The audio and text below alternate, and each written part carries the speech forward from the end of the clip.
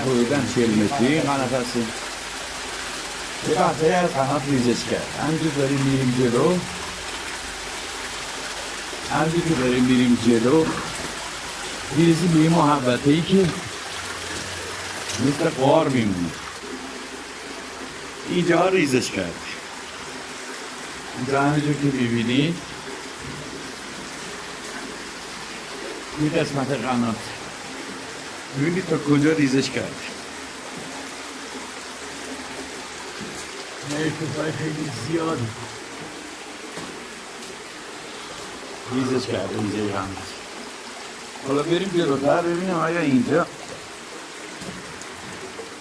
میله چاه بوده.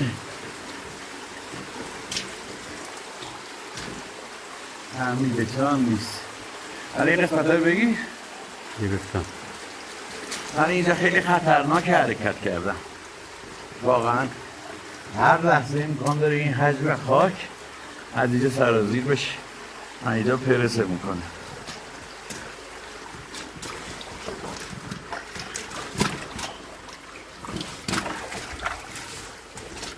قسمت های بالایشم بگیر. متاسفانه کشاورزها مالکا و اکثر مردم نمیدونن که قنات چه نعمتی.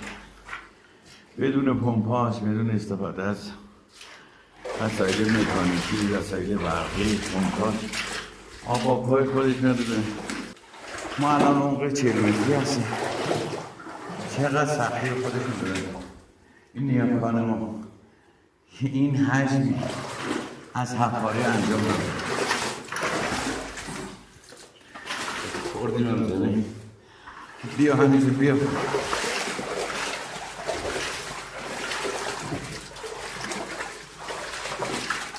ولی خب رسیدگی نکردم به رسیدگی نکردم متاسفانه که این قنات این رو برسید.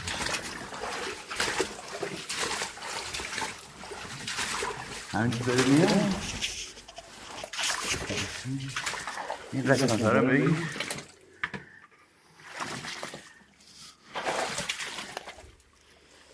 این آب هم نتیجه بگیر.